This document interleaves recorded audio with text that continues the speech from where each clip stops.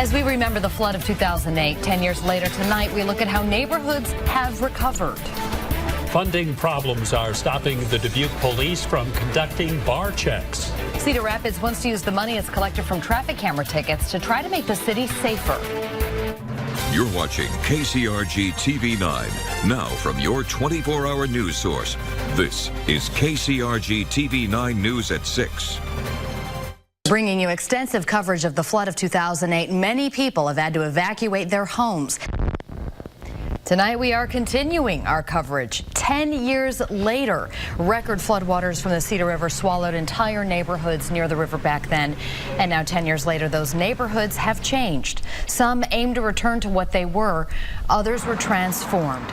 More than 1,300 homes and businesses close to the river disappeared due to buyouts and demolitions. That drastically changed the face of some of the older neighborhoods, especially Time Check and Czech Village. KCRG-TV9's Dave Franzman joins us live tonight from Czech Village. So Dave, what's the feeling there about the recovery now 10 years later? Beth, here in the business district at Czech Village, a lot of the businesses did return. You can even find some improvements, things that weren't available before 2008. But if you look off in that direction, here's the change. Next to the river, there were more than 200 homes. They're now gone. This is green space next to where permanent flood protection goes up this year. And the sign, this neighborhood is not the same.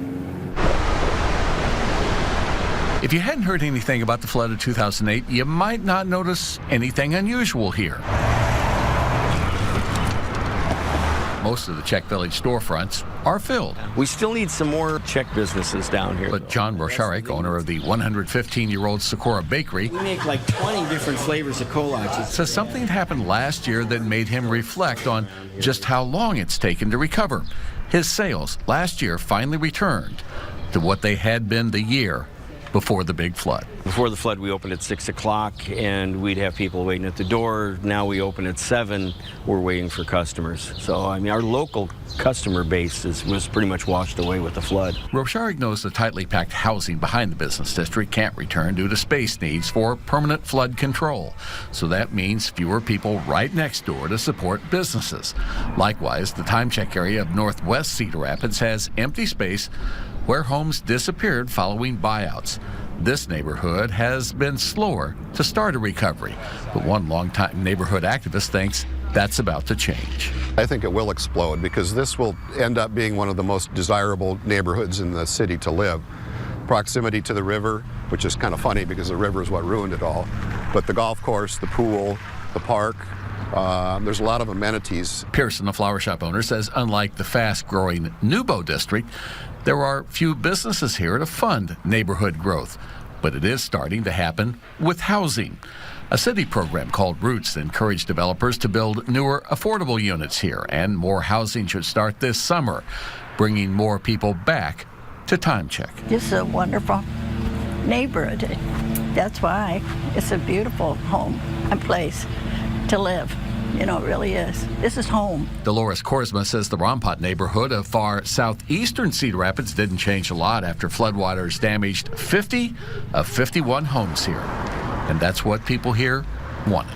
Most of the Rompot Street, they all stayed. A few homes closest to the river got torn down, but most got rebuilt, and there was a bit of new construction. For this small, scenic neighborhood, simply getting back to where they were before 2008 is reason to celebrate a 10th anniversary.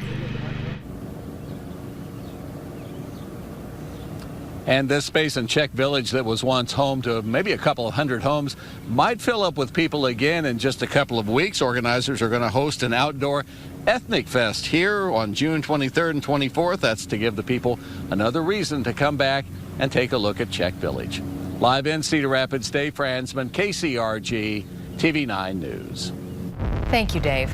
Well, tomorrow, TV9 and the Gazette will host a live event we're calling Epic Rebirth. It'll be at the Vets Memorial Building on Mays Island. The activities start with an open house at 4:30. Then a live televised event starts at 6:30. It's free to attend, and we'll also be carrying that televised portion live on KCRG 9.2, KCRG.com, and on the KCRG Facebook page.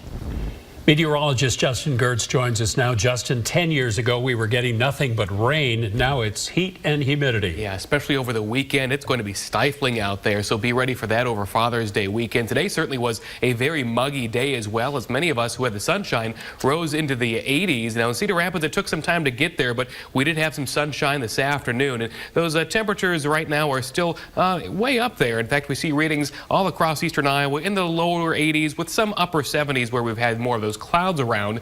The dew points, though, are still hovering pretty close to 70, which does indicate that it is pretty humid out there. Once you hit that 70 mark, that's some pretty tropical air. You can see the bugs are really taking advantage of the quiet evening. Now, pinpoint Doppler radar, it's quiet right now. There's nothing happening here in eastern Iowa. That said, an isolated shower or storm is a possibility, mainly north of Highway 30 coming up as we get closer to midnight. So here's a zone cast as we see in most of our locations. An isolated storm is a possibility overnight, exception to that southern zone where we expect a mostly clear sky and temperatures fall back into the 60s for an overnight low.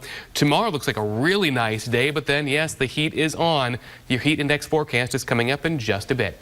Beth? Thanks, Justin.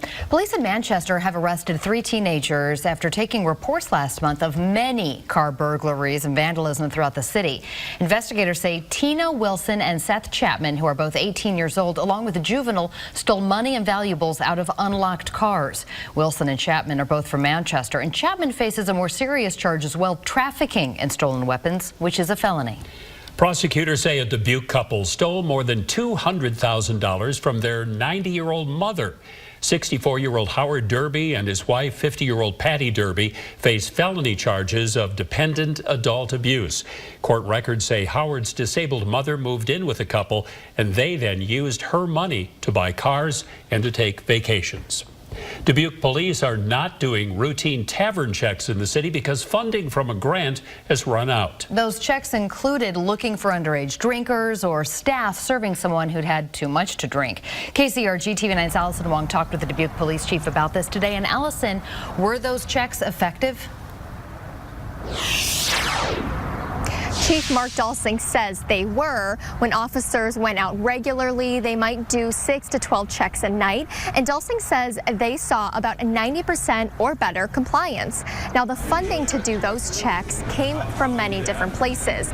Dalsing says funding stopped coming in a few years ago, but they made it stretch as long as they could.